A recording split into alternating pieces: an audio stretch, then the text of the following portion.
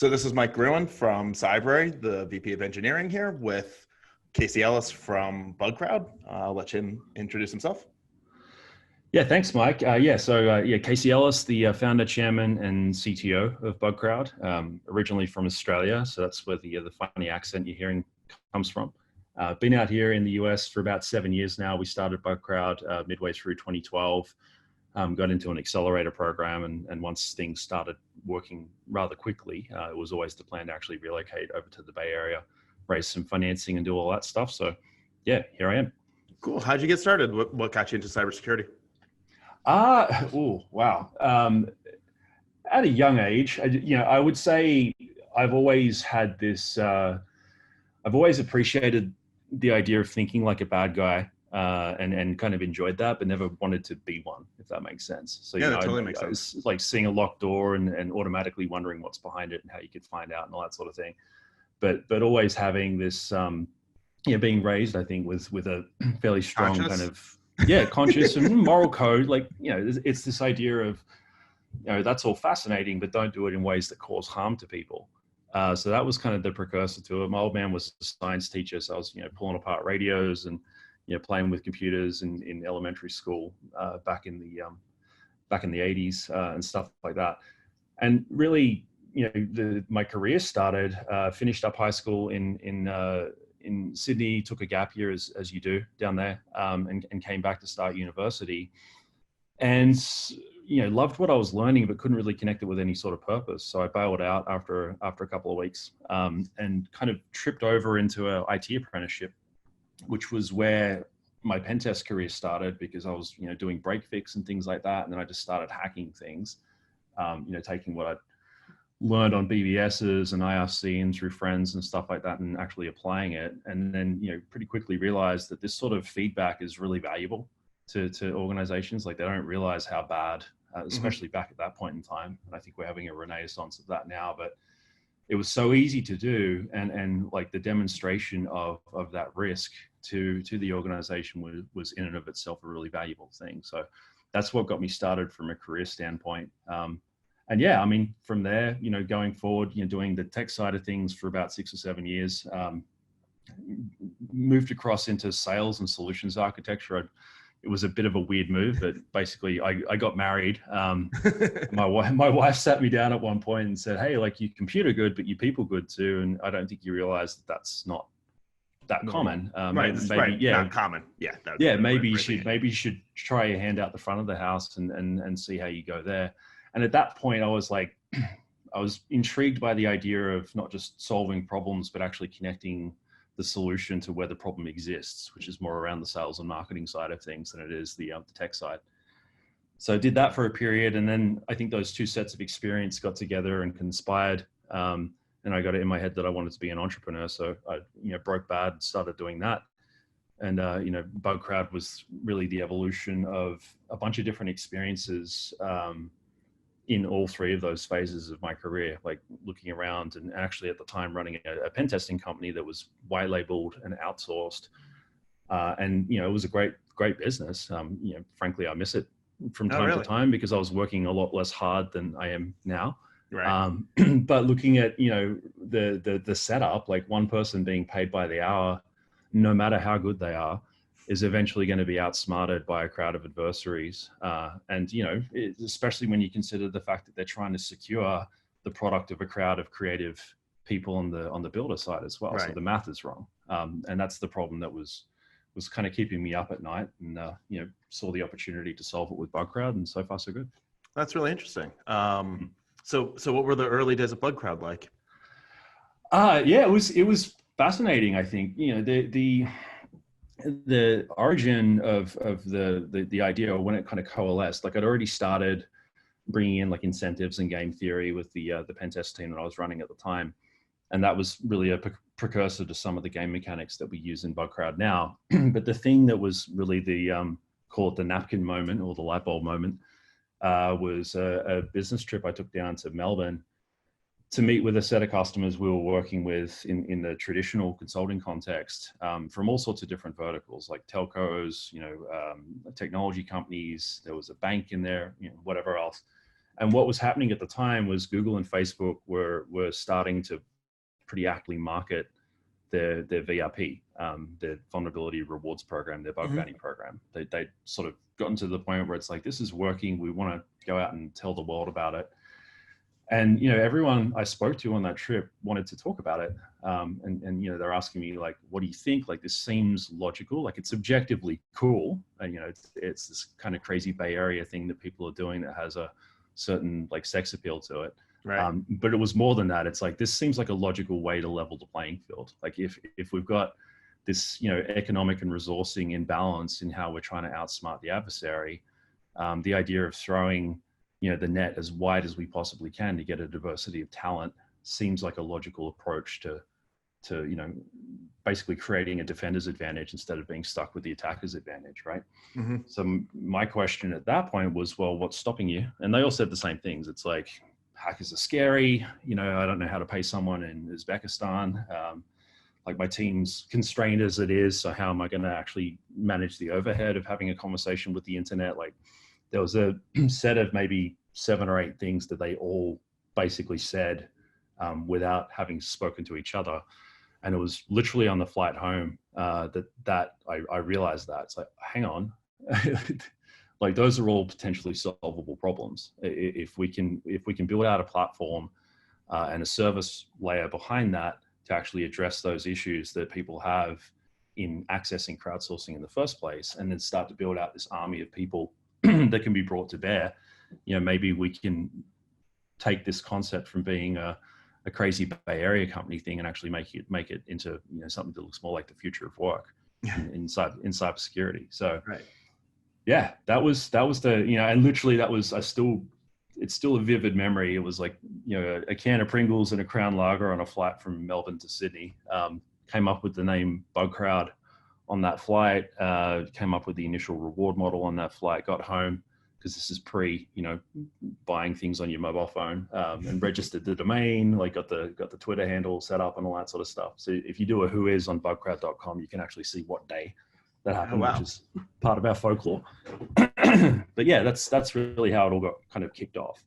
So, and Cybrary suffers a little bit from the same thing, which is, we service the cybersecurity community, but we ourselves, don't really think of ourselves as being a cybersecurity company, right? We're sort of in this weird view. And I wonder if you guys sort of feel the same way. Like, I have to worry a lot about security because, fun fact, our SQL injection page is the one that gets most hit by SQL injection attacks. The one that, the courses or, cross-site scripting is the same. So I imagine you guys are sort of in a similar boat where you probably are a valuable target or in a way.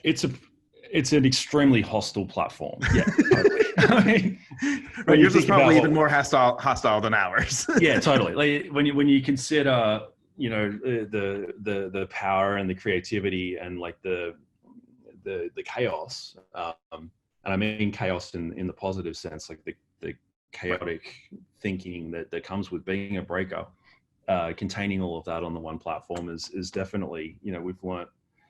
Especially in the early days, but even still, learning a lot about, defensive architecture and, even like the new attack techniques that people are using. Because I think the thing that's been really interesting that we've observed out in our customer base, but even, with our own experience and the conversations that we have with the crowd, half the attacks that are going to be really relevant tomorrow aren't broadly known or even like considered today.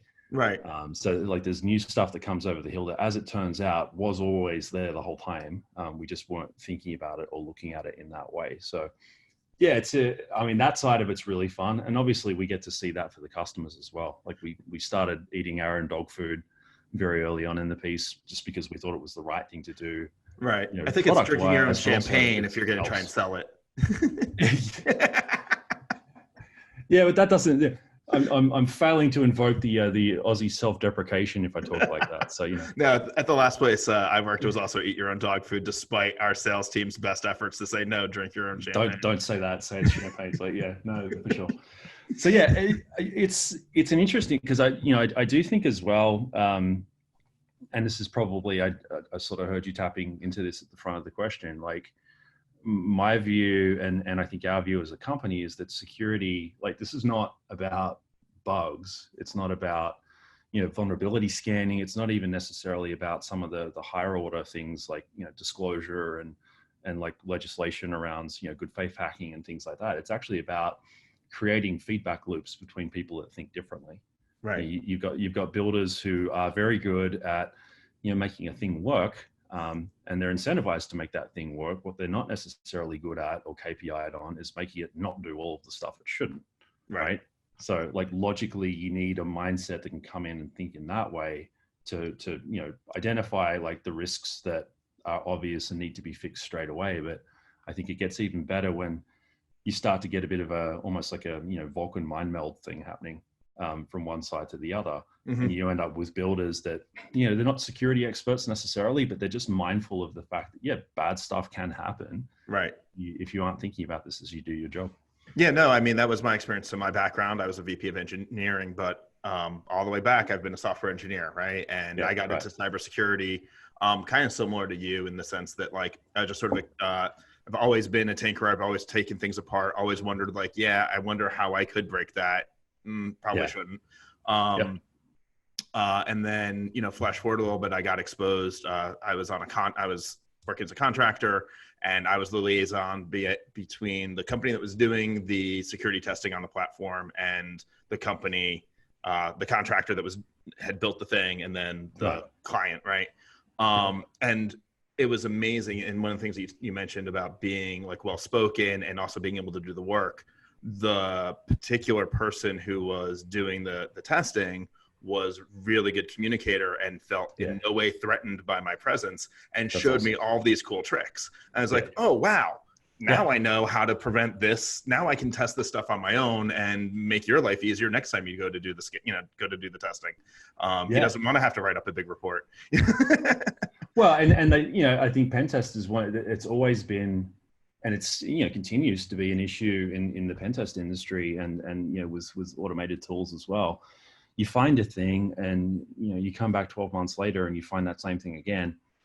And then 12 months after that, the same thing's still there. And it's because, like, really, it's a failure to actually sell the bug to the engineer. It's like, you get what's going on, like, you've heard what I've said, you can probably even possibly understand the technical side of it, but you don't care enough to prioritize it above all of the other things that you need to get done in a given day.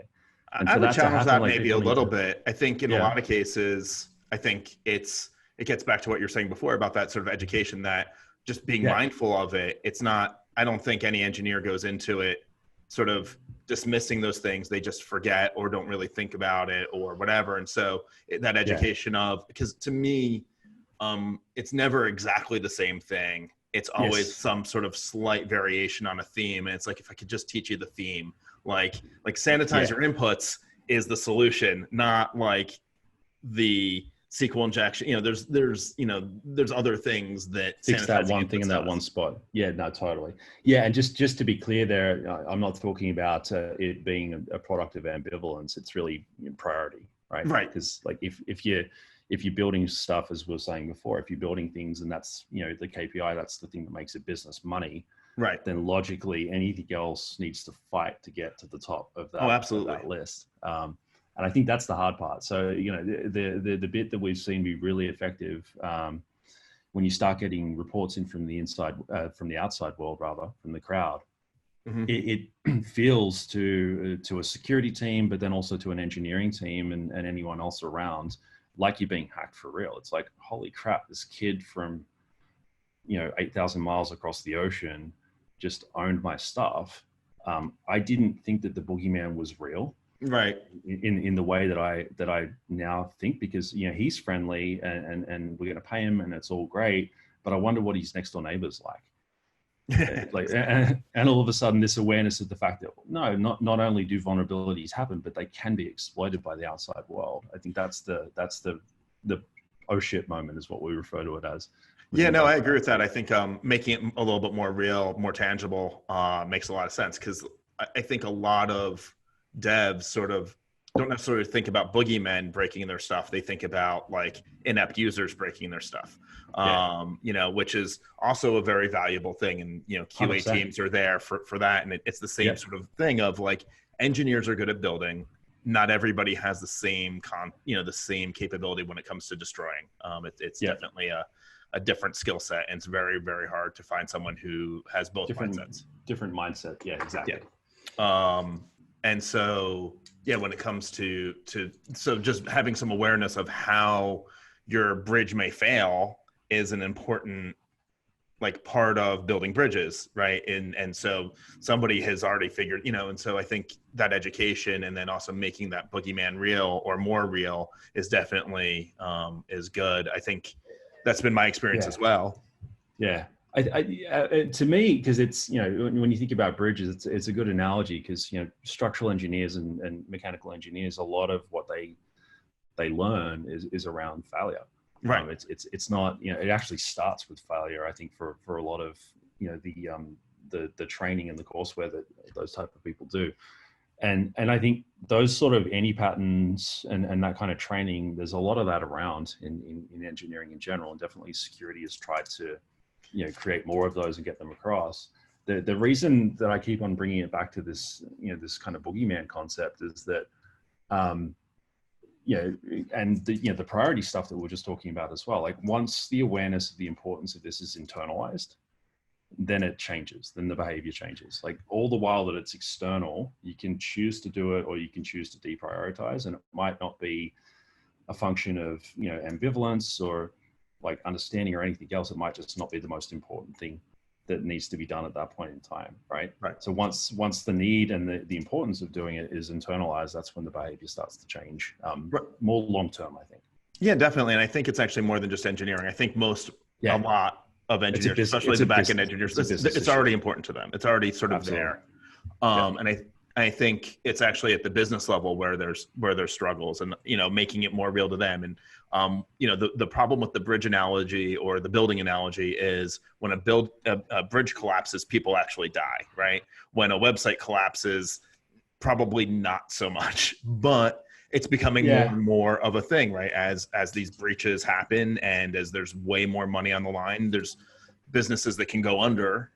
Well, and you're absolutely right. I think the ties to safety criticality from the cyber domain are way less obvious, right, than they are with bridges and aircraft and cars and dams and different things like that. But the thing that we're seeing more and more and actually getting a lot more engaged with over the past couple of years is the fact that we're putting the internet on cars and dams and bridges and all of that other stuff. So the I think the bridge between the cyber realm and the physical realm, safety critical engineering and safety critical testing is kind of having its like, oh crap, we need to get good at that really quickly. Yeah, I mean, you look at all of the parts of the grid that are online and available online. I mean, there was the incident out in California. They shut down the power, and somebody actually did, unfortunately, pass away because they're on an oxygen tank. And so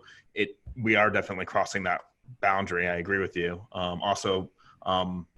I do think that the businesses are becoming more aware. And one of the things I like about Bugcrowd, and one of the reasons we've sort of moved forward, and we're happy to announce that we're also doing a responsible disclosure program with you guys, is that it'll make it a lot easier for me to report up to my management the things that we're seeing. It doesn't just come in as yet another bug into our pipeline. I can actually really segment out what's the vulnerabilities and those issues.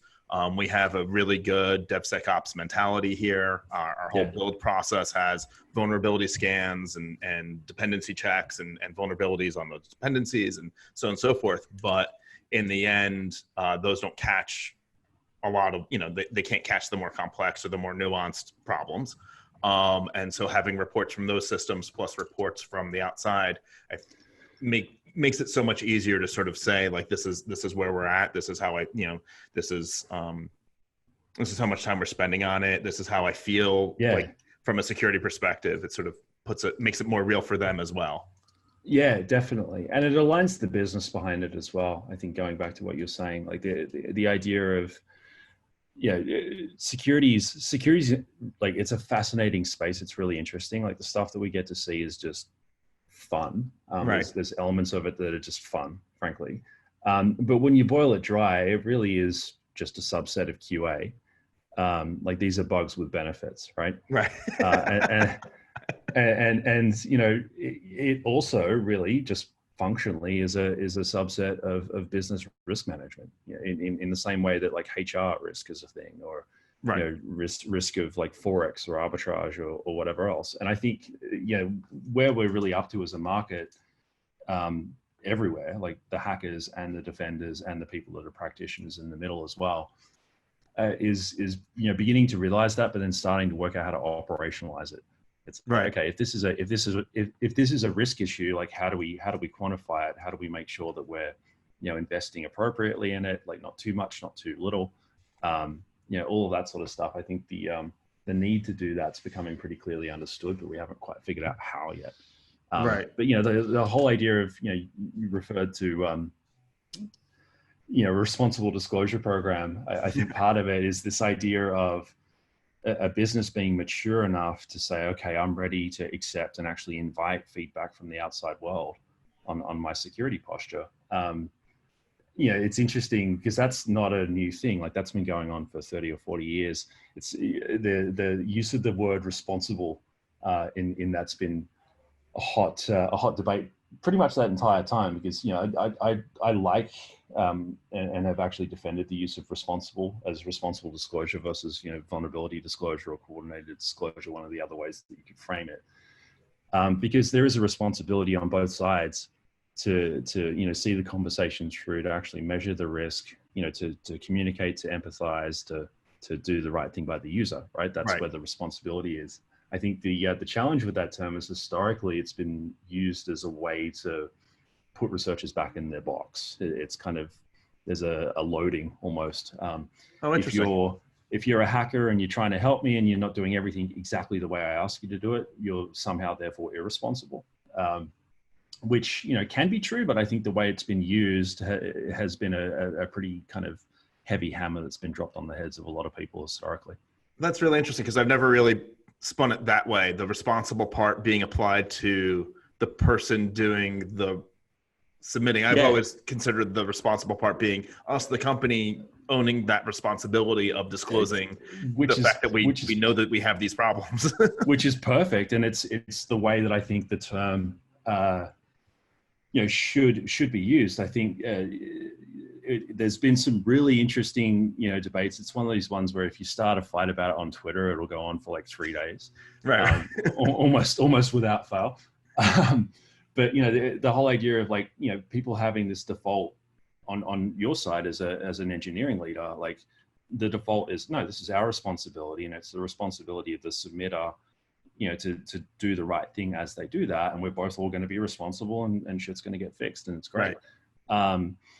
That's not historically how it's been, I think, perceived or interpreted. So right, no, I can see that. Like, I'm not from that world, right? So yeah, I can see, not because I'm naive, I assume. I get it. So my naivete came from like assuming that the reason why it's not called a vulnerability disclosure program is because some marketing person at a company said, we don't want to put up that we have vulnerabilities, and so let's come up with a different term so that honestly, that was one of the other reasons that we continued using responsible as a term after we started Bugcrowd for a period. Like we've only really shifted away from it over the past 2 years or so. It's for that exact reason. Like responsible as a marketing term, you know, when you think about it, you've got someone in the security team or engineering team or whoever within an organization that decides that this is a good idea and they want to do it, but then they need to sell the concept to the rest of the business. And, you know, going out and saying, cool, we're going to have a bunch of hackers like look at our stuff and tell us what's wrong. That can be frightening to some people, right? So like whatever can be done to soften the language around it, that was actually part of it as well. But yeah, I mean, you know, vulnerability disclosure, I think is technically accurate. We're at a point as well where, especially for, you know, agile first and kind of cloud first companies, the idea of vulnerabilities just being a product of human creativity, and not like this thing that we never have because we don't talk about it ever. Right. That I think is becoming more normalized now. So, you know, I can see pathways forward on this one. We'll see how we go. Makes sense. Yeah, I'm definitely not gonna die on that hill, but it's one of those ones where it's just interesting to understand. There's a lot of history behind what we're doing. Like Bugcrowd didn't invent the idea of bounties or crowdsourcing or disclosure. Like we pioneered the concept of intermediating that through a platform and then extending the use case. Like that's the part that we did invent. But the rest of this stuff's been around for a really long time. And I think some of the history behind it's actually really important and good to understand so as to avoid similar mistakes in the future. Yeah, no, that makes total sense. So have you guys, when you think about like what you're doing and you do you also see the sort of the benefit to the hackers in terms of like by providing them this outlet to do this work and get recognition for it, that also is having a positive effect, sort of in that world? 100%. My very favorite stories are the ones where it's, like kids who frankly have access to a lot more ability to create damage than I did, as a young hacker. Like everything's far more connected and moving far more quickly, and a 13-year-old can reasonably do some pretty evil stuff. Yeah, and that happens, right? That's actually a thing that does happen. So, there's this phenomena where you've got these digital natives that think in these quirky ways that we were talking about before, that end up in a position where their power and their ability has kind of outpaced the development of their moral compass. So they're not like actively deciding to be a bad person. They're just kind of wandering off into sketchy territory. And the challenge is that, for a lot of the people that get recruited up into gangs and organized crime and all that kind of stuff, that's often where they get picked up, because they'll get dinged as a juvenile offender. They'll get they'll have a record, they'll get actually set on a path that repeats that, and then they get identified and basically drawn into some pretty shady territory. So, the fact that we get the opportunity to intercept that and to create like it's like the Sith and the Jedi kind of thing. It's like, here's the Jedi option that you've got now. It's actually pretty easy for you to get into. Let's roll. That's pretty cool. Yeah, no, that makes a lot of sense to me. I sort of see that. I feel like had I had a place early on in my career, like I there was a moment where I thought about going more into the cybersecurity realm or into engineering or wherever. And I didn't feel, for whatever reason, I continued to pursue building things. But I wonder if if a platform like yours existed at that time, if I would have been more inclined to at least have that outlet on the side in the evenings and stuff like that. Honestly, I think, what I would love to see, I've got a theory that DevSecOps is evidence of the fact that security and engineering are eventually going to merge. So it won't be, us versus them, or like there's different specializations and skill sets, and the builder breaker thing still happens. But they're not seen as much as different teams. Like you see that with like security champions. I mean, even the story that you told, your origin story, is a little bit of an example of that, like bridging those gaps and bringing the whole thing together. So the idea of engineers that, do a little bit of hacking in their spare time to stay sharp or to learn new things or to, make extra money or whatever else, like that to me would be an ideal goal state. Like builders that learn how to break end up oftentimes being the most effective, because they understand where the bodies are buried, so to speak, from an engineering and architecture standpoint. I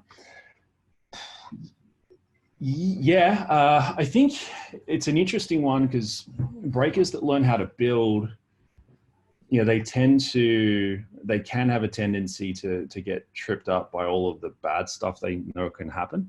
But if they've got the right kind of, mentorship and the right kind of, approach to product development, then they can be really effective as well. I mean, to be frank, there's more. I would say that the skills deficit in cybersecurity is a lot more pronounced and skills deficit in engineering. So I haven't seen as many go in the opposite direction, if that makes sense. Yeah, no, I've definitely seen, I think it's also a lot easier to get into building things than it is to get into breaking things, right? Like the first things I ever did on a computer were writing little, I mean, it was when I was a mechanical engineer in college, right? It was just writing little shell scripts to do this, this, and this. And incidentally, like my first foray into cybersecurity was when I accidentally DDoSed Colby College, trying to just see if my girlfriend was online. Nice. And nice. Ping of death or something like that. That well, finger, but yeah. Okay, nice. Tons of finger commands. Yeah. So I think maybe that's true. And I also have seen like a lot of people make that transition from building into breaking because they sort of, they have that right mindset and they're interested in it. Well, I think with that, it goes back to, I've been like involved in cybersecurity in various forms since, the 90s really, and working in it from a career standpoint since the early 2000s. And I think the thing that's shifted a lot over the past 5 or 6 years is that, people care now. Previously, they kind of didn't. Like there was folks that got it and that there was zealots about it. There was people that were fascinated by it, like myself, that were trying to push that whole thing forward. But there wasn't this kind of backdrop of, okay, we understand that this is an issue that needs to be solved and improved. My theory is that Snowden was actually kind of one of the trigger points in people shifting how they think, because all of a sudden it's like, oh wow, like this actually does affect me. It's a thing, and it is connected to me in some way. That's something that the entire population got exposed to as a concept all at the same time. And then when you think about what happened the year after that, 60% of the credit cards in the US got popped. The year after that, you got like Ashley Madison and healthcare stuff getting breached. The year after that, you've got election interference and all that fun stuff. And then it's just gotten progressively more dystopian, but I think more easy to understand for the average person over that space of time. So what that nets out to is, if it's repeated enough times, the dinner table, it makes its way into the boardroom, which means all of a sudden a whole bunch of people are getting recruited into that space, which creates opportunity. So yeah, I'm looking forward to a whole bunch of much better hacker movies and television shows that are a little more accurate. I mean, the problem with that is the hacking is it's really boring. It's actually really boring to watch. No, I know, right? Oh, look, there's a... It's like you're spending half your time waiting for scripts to run, and it's like, it doesn't really make for good television. I will say the exception to that, we do a thing called Bug Bashes, which are live hacking events. It's almost like trying to construct a mini kind of drama, 8-hour TV thing. There's like a lot of pre-wiring that goes on, and people, have the stuff that they think that they're going to do on the day. But we fly in hackers from all around the world that have skills that are relevant to the target or the organization. They'll ship in their engineering team and some executives and whatever else, and we basically just, knuckle down and break stuff over a weekend. Like doing that with cars, for example, that's actually pretty fun to watch because people are getting the crowbars out and trying to IoT is interesting as well because folk could like JTagging into stuff, like dumping firmware. Like you can actually see the manifestation of what happens when you do hack stuff. Right. Start turning up that thermostat. Exactly. I mean, the vehicle stuff is crazy because it's such a big, like there's such a complicated systems, and we've been like slapping the internet on them for the past 10 years without necessarily thinking of it as a safety issue until the last 4 or 5. Yeah, no, and there's a lot of stuff to test there, which makes it really fun. Yeah, no, my favorite Blackhat. So. Session that I went to a few years ago was on the car hacking stuff. One of my friends, Charlie and Chris. I think that was who it was. Yeah, and one of my friends also as a side gig consults to Detroit. So he was the one who was like, "You got to go see this." It's not it might not be applicable to what you're doing, but it's going to be the best thing you see at Blackhat. And what he wasn't wrong. No, well, he was wrong in one way. It was applicable to the stuff I was doing. I might not be building cars, but we actually had, at the time, we were building out a message bus type system. And I came back from Blackhat and I was like, okay, here's a whole bunch of new requirements for you guys, because I don't want replay attacks. I don't want, all of these different things that we hadn't even considered. Yeah. We just assumed that our little bus was going to be completely unaccessible. Like, it's just, of course we'll trust every message on this damn thing.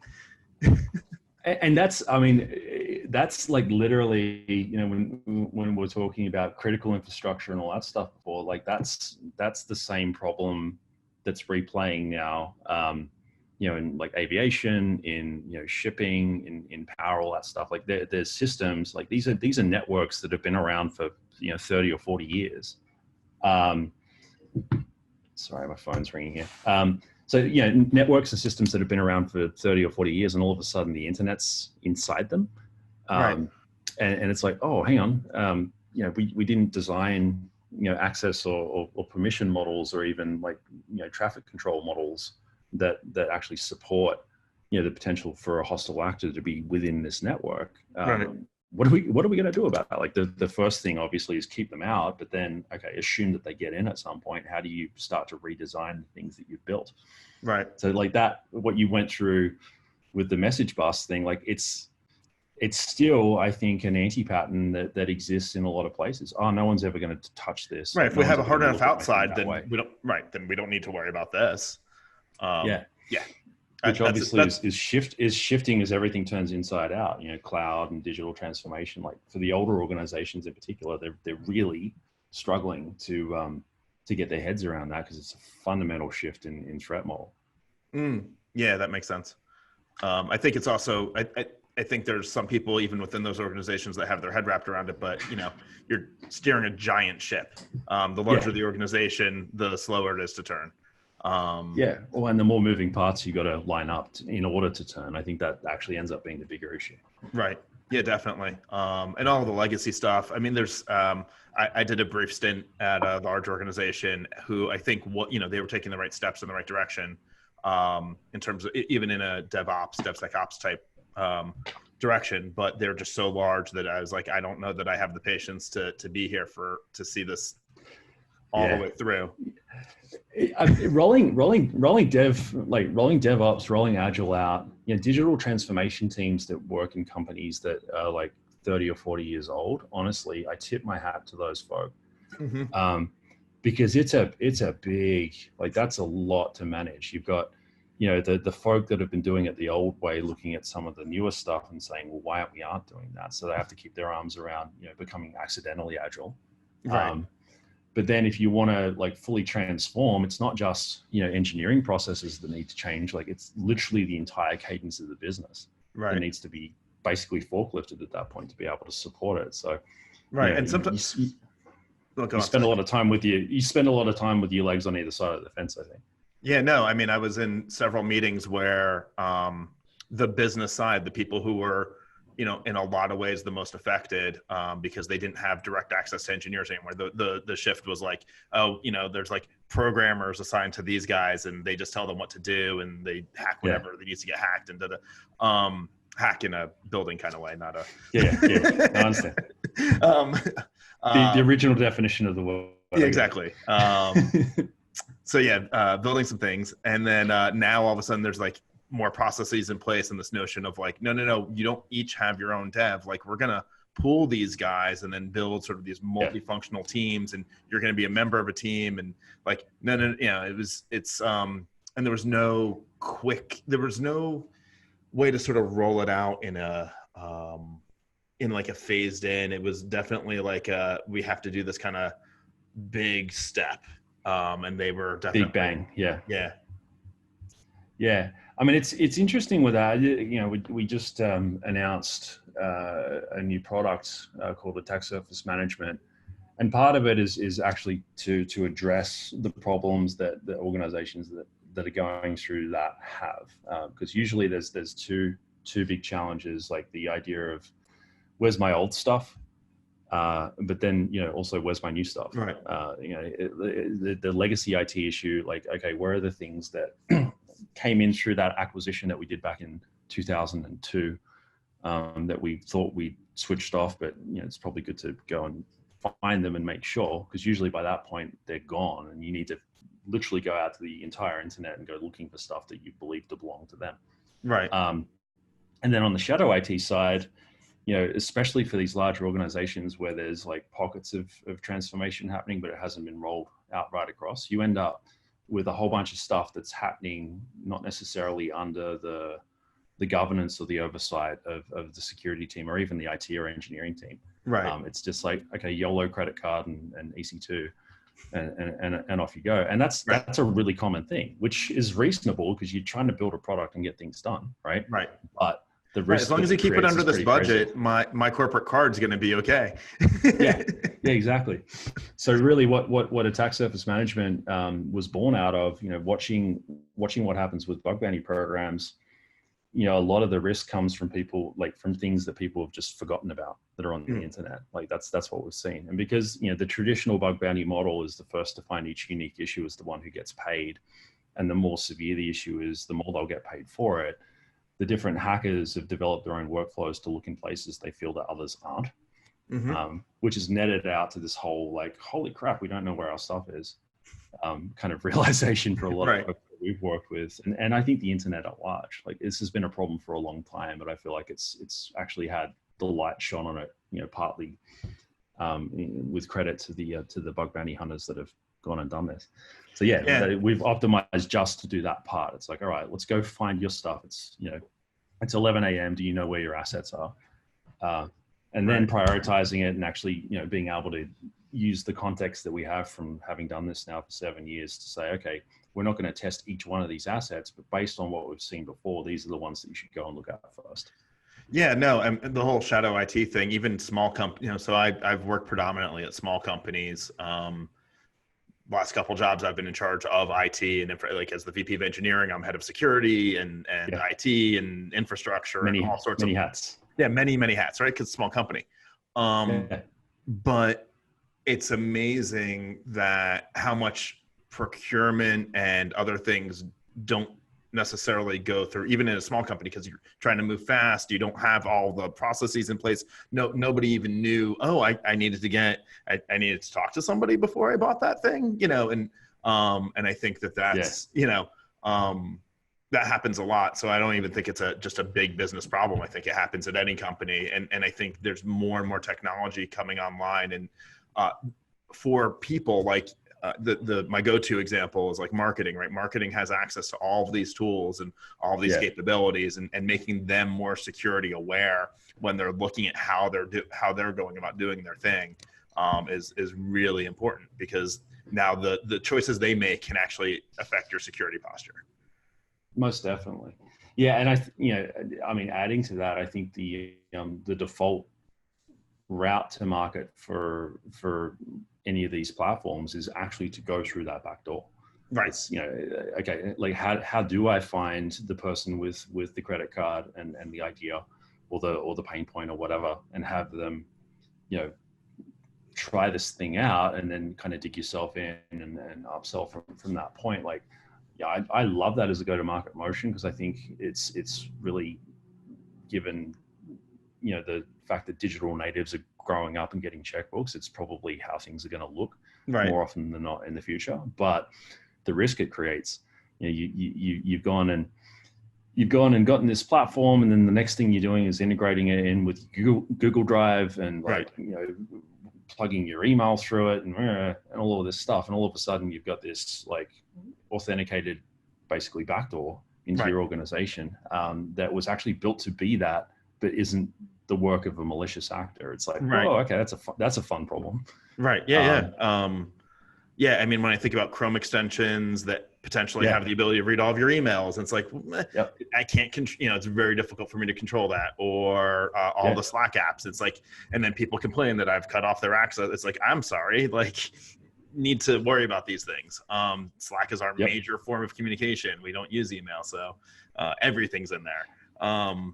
It's a really, like, my favorite quote around that is the idea, it's aspirational, because I don't think anyone really does it like completely or that well yet, but the idea of like making security easy and making insecure obvious.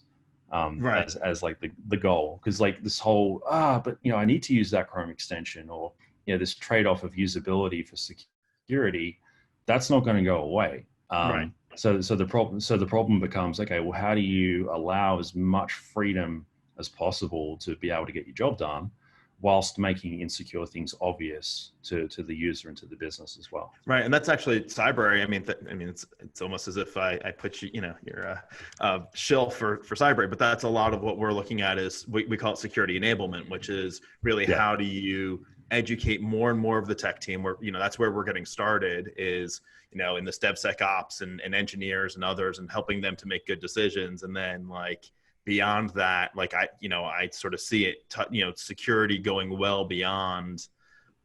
First of all, well beyond security awareness, which like, don't click the link. Okay, we get it. But yet that's actually really hard to not do in many cases. And then, and the internet's kind of built on links. So it's bad advice.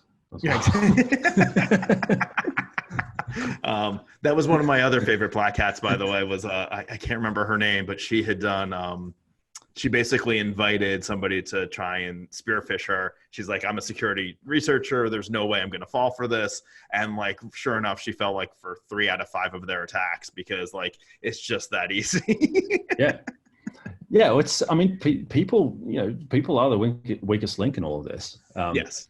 It's a phrase I trot around a lot. Like, cybersecurity is a human problem. The technology just makes it go faster. Right. The idea of like people making mistakes, and the idea of people being motivated to exploit those to their own advantage and to the detriment of the person who's made the mistake. Like that's a concept that predates the internet by a couple of thousand years, right? Right.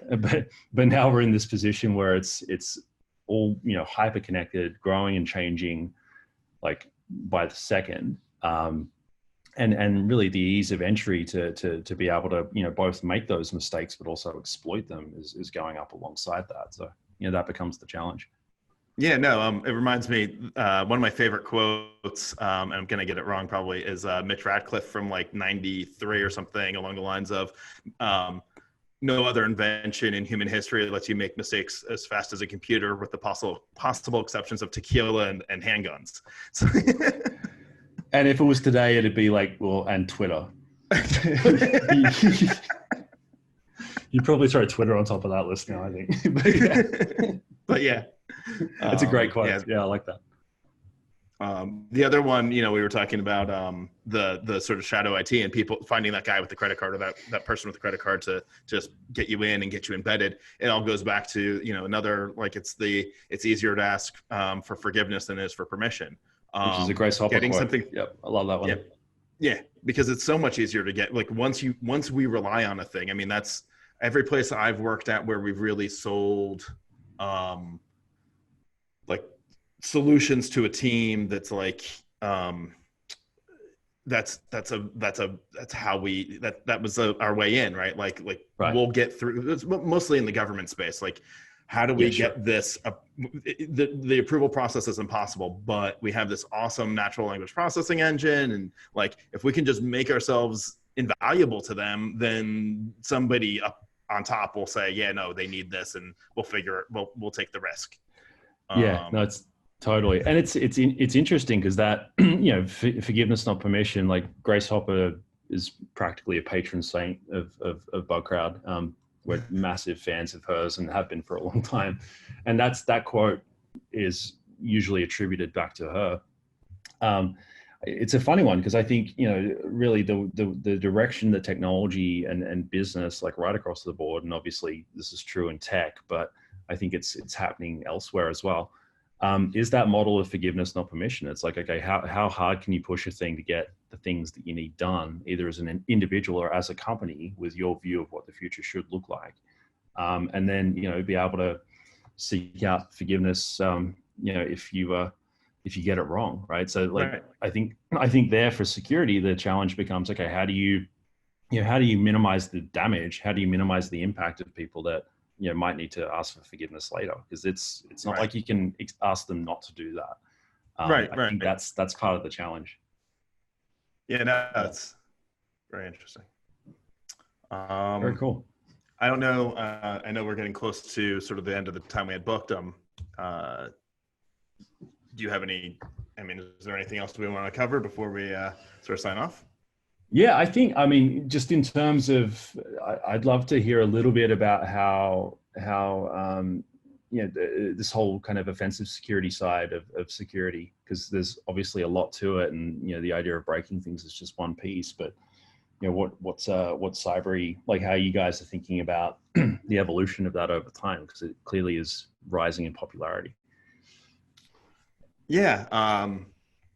Let's see. How do you teach your team to be breakers? Let me reframe it like that, or to think like breakers. Right, to think like breakers. Yeah.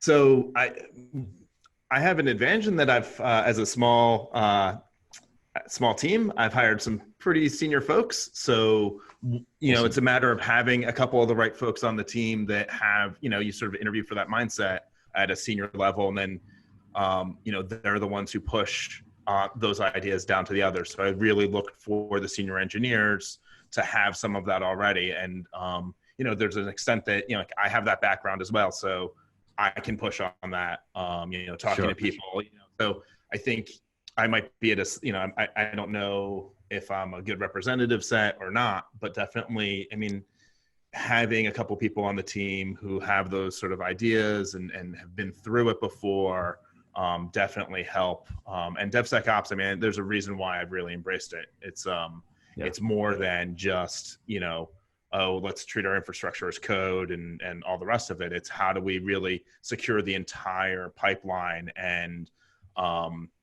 impart some of the things that, we have to do in order to make engineers care, is like, make it so that you can't commit to, you can't merge to master if you have some dependency that has a vulnerability in it, like go fix that. Nice. Or, and just making it part of their job in an automated way. Just like any other sort of test or other thing. And I'm curious actually if you guys have ever thought about like some sort of model where can you get more involved earlier on? Like by the time we're out in production or even in a QA environment, I feel like things have gotten a little too far. I would, the earlier I can bring some people in to sort of look at what we're doing, the better off or happier I would be. Yeah, no, definitely. I mean, part of what we've done there, we've done partnerships with like DAST vendors. We've done some partnerships with security training, like security awareness, specifically around remediation and prevention of bug classes in code, like that particular section of it. And the interesting thing that we get to do is, because the crowd is so diverse in its skill set, but also because they're incentivized based on impact, we get a pretty good view of called systemic anti-patterns that exist within an organization. It's like, okay, you've got a lot of reflected XSS kicking around the place. Like, is that an education issue, or is there a framework fix that you could deploy? Or, doing things like what you're saying, putting controls in the CI/CD pipeline or linting or whatever. Right. Yeah, there's that. There's different kind of outcomes for different types of or class of vulnerability, obviously, and some are far more common than others. But the ability to use the crowd as almost like a temperature gauge on what is this team or even groups within a team most needing education around when it comes to best practices in coding. That's something that we've been doing now for probably 6 or 9 months. I think, getting deeper into the like shifting left, to borrow the trope. I'm like, why is it left? Why isn't it like? It's funny because I was talking to someone the other day who called it shifting right. So yeah, I've heard people say like east and west, and I'm like, I don't know what we're doing here. Just tell me. We're just earlier or later. We're linear, right? There you go. It's all a line apparently, but it was a circle, so that's confusing as well. But anyway, yeah. So the idea of being able to, we did a gig for the Air Force, which we talked about at Blackhat, where they basically got the crowd in to help out with source code analysis. Amongst other things, which is not something that you'd necessarily think, oh yeah, a crowd could do that, because it's like, oh, this is intellectual property. Like, can you trust these people to the degree that you're comfortable doing that? And we were able to satisfy those burdens of trust to the level that the Department of Defense said yes to it. So, you know, that's awesome. I think there's examples of really being able to connect the creativity through the platform into like parts of the development pipeline, to your point, that are earlier. Right. That's something that we're, you know, I mean, our bread and butter is production and dev. Like if it's on the internet and we can hit it, that's just easy. And there's a lot of stuff that we can do from there working backwards. But, you know, as you said, like the earlier you can capture a problem, the cheaper it becomes to fix. Right. And I think honestly, the more impactful the learnings can be to the organization as well, because at that point the commit is fresh, right? Right. Not just that, I think it's also easier because it's not that I want to blame anyone, but it's a little bit easier to track back to like, how did this happen? And make sure that the right people are being educated in a way, right? I can't tell you how many times we'll get, you know, that sort of, oh, there's a vulnerability here. And then, you know, it gets kicked over to one of the senior engineers who goes in and fixes it, but he had no, you know, hand in its creation. And, you know, the important thing is like, let's just get this fixed. And sometimes there's an educational moment around it. And sometimes, you know, but frequently it's just seen as any other bug that just gets resolved. Definitely. And that part really does go to, you know, what we were talking about earlier around the diplomacy of the communication skills, and then honestly the acceptance on both sides, not just the security side but the engineering side, that these things happen. Like if you can write, you know, a 20,000 word essay without making a spelling mistake, like congrats, but you're or also, grammar mistake or any number of other. Yeah, exactly. Right. So it's like there are things that are going to happen naturally, just as a product of the fact that humans are, you know, creatively powerful, but we're also not perfect. So like starting with that as the benchmark and being able to say, hey, like here's the thing, like the whole, you know, the allergy to Git blame that you can see, I understand it. And you know, I've been on various versions of the receiving end of it at different points in my career, so I get it. But at the same time, like if you can't take that feedback, and if that feedback's seen as inherently toxic, then no one's going to learn anything. Right. So I think there's sort of some sort of balance. Right. I mean, I think there's a lot of roles to play in that, like making sure that feedback isn't toxic, right? It's 100%. It's not just how it's delivered, because, you know, I mean, everybody has communication issues at some level. So, but also being able to hear it in that positive way of like, we're all on the same team. We're just trying to make things better. But then also it's on the manager or lead or whoever to make sure that people don't feel like they're being punished for having made a mistake, right? It's got to be okay to make a mistake, as long as you're willing to say like, oh crap, I made a mistake. Let me go in there and fix that. And hopefully, you know, I can't guarantee I won't make it in the future, but I certainly be less likely. Absolutely. So pulling, you know, all pulling towards the same North Star, and having empathy seems to be a key in all of this. Which empathy, that's a great way to think about it. There was something you said earlier. This. What was that? That's a good place to land this, I think. I did want to get back to the Cybrary question, because, you know, one of the, a little bit about one of the things you mentioned is trying to educate more of the engineering. And that's really what that security enablement, that's one of the things we're leaning towards, right? Is giving these environments, giving the training, giving labs and hands-on training to engineering teams with the goal of educating a little bit. We don't expect them to become security experts, but we want them to be making good decisions. Yes. Yep. Yeah, no, definitely. I mean, the decisions around, that's cool. So you're talking about that from an awareness standpoint. You're talking about it from an enablement standpoint. So actually knowing how to make a good decision, as well as, you know, understanding the need or the importance of that. Is that right? Yeah, and you know, and giving them those environments to work in and really learn it in a more of a safe space than just on their application, right? Yeah, that's awesome. Very cool. Very cool. Yep, I really appreciate you taking the time to talk to us. It's been a fun chat, as always. Appreciate it too. Yep. Take it easy.